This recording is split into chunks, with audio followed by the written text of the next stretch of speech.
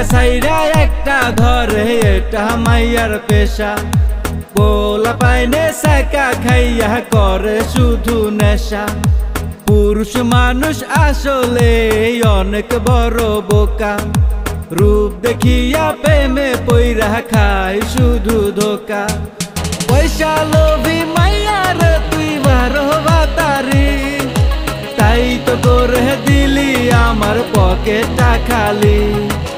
পয়সা লোভী মাইয়ার তুই বারোবা তারি